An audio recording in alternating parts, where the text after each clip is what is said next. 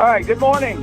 Welcome to Radio Friends. It's Thursday, April the 30th, and it's a pleasure to have you with us. I'm safely at home, tucked away in northern Boone County, and in Columbia at home, we have John Howe. Welcome, John. Well, thank you, Paul. It's a pleasure to be on. I'm downtown Columbia. You're downtown Columbia, okay. And you are the author of The Foolish Corner. We've had you on several times before. Your book, you wrote how many years ago? It was about 2.5 years ago by now. Yeah, and the Foolish Corner is about what, John? It's about personal financial decision-making from the framework or the viewpoint of behavioral economics and behavioral finance, which is an area which attempts to use our knowledge about human frailties in decision-making to help make better decisions. Okay, and today we were going to deal with confirmation bias and how it's dealing with the coronavirus pandemic. Yes, that's right. So let me start with a kind of a simple definition of confirmation bias. It's basically says that we as humans are generally open to information that confirms beliefs that we already have. And we also have a tendency as humans to ignore information that does not support our beliefs.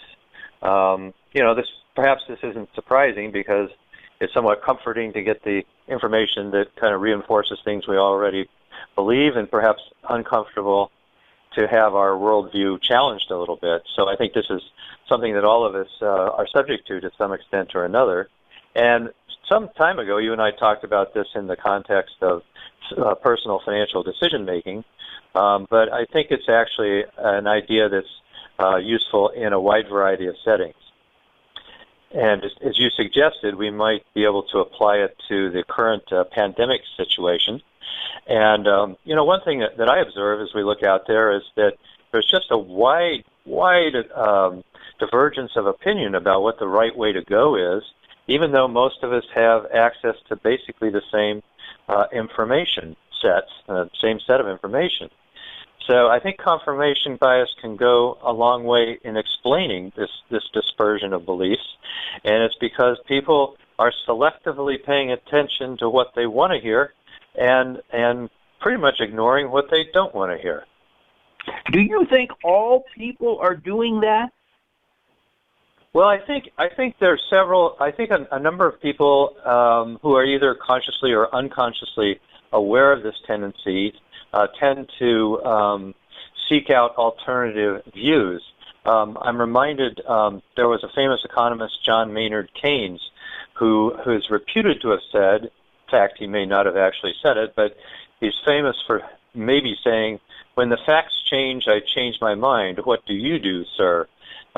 And so he's someone who is apparently less susceptible to confirmation bias. So no, I think some people are quite aware of this tendency, and depending on whatever their political leaning is, they try to gather information from sources that lean on the other side of the political spectrum. So how do you feel that this is tying into the coronavirus pandemic? I think most people are realizing how important it is to stay at home, to social distance, to wash your hands. Do you feel that we have confirmation bias there? Yes, I do, simply because whereas there may be fairly wide agreement on those things, it's far from unanimous. In fact, back on about April 13th or 14th or so, there was disagreement about the speed at which we might open up the economy. And right. The president said that the governors do not have the power that they think they have. I'm not going to go into that. I'm not a constitutional scholar anyway. Again, I think there may be a majority belief in the value of social distancing and quarantining and lockdown. In fact, it was about 2 weeks ago on the 14th of April that India announced that they were going to extend their countrywide lockdown for at least another 3 weeks. But the view that it's effective is far from unanimous, and so we still have this. I would describe it as a wide dispersion of beliefs in where we actually stand. So how do we overcome confirmation bias?